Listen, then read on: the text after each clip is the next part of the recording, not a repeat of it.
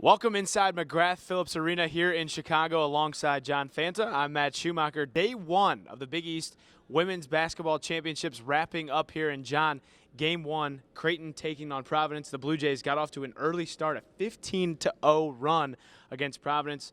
The Friars made a little bit of a comeback, but ultimately just not enough for that outmatched offensive attack by Creighton. And it was the orchestrator for the Blue Jays that was the difference in the 70-53 Blue Jays win, Matt.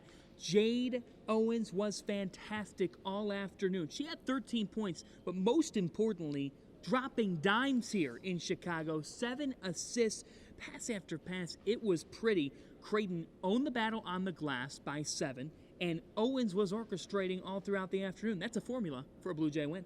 It is, and it was. Our Sarah Gordon caught up with Jade Owens as well as Audrey Faber after the win. So I got a chance to talk with your coach before the game, and he told me the importance of limiting turnovers to get the win today, and you did a great job. You had 7 assists. So talk about how you prepared for that and how you limited your turnovers today in the game.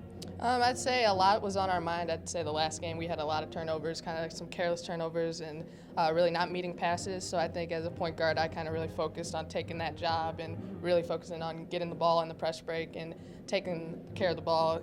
So I just wanted to push but be smart also. I mean, as a freshman, I definitely had a lot of nerves coming in, but I think playing Providence, our first game, we just wanted revenge. We didn't play against them, or didn't play very well against them our second time, and so I think we just came out and wanted to prove ourselves. And in game 2 of the Big East Women's Basketball Tournament, things really started heating up here in the Windy City, John, between Butler and Xavier. Came down to the wire. The Bulldogs snapped a losing streak of 2 against their arch rival, the Musketeers, this afternoon. Leadership prevails in the postseason, Matt. Blair Langlois was fantastic, scoring 20 points. The Bulldogs used their defense. They went with a 2-3 zone, and that was key.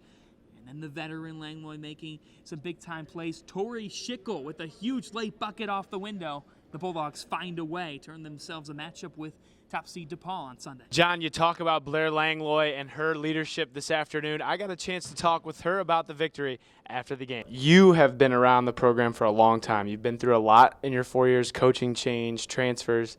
Now to get your first Big East tournament victory, and with the game that you had, what are you feeling right now? Just total excitement. I mean, it's awesome to finally get a win. I was telling some of them they didn't even know that I haven't won a tournament game yet, and they're just so happy that they could help. And, I mean, it's all about the team. I'm so glad we could do that. John and I will be back tomorrow along with the rest of the Big East crew for day 2 of the Big East Women's Basketball Tournament. And, John, we've got a full slate.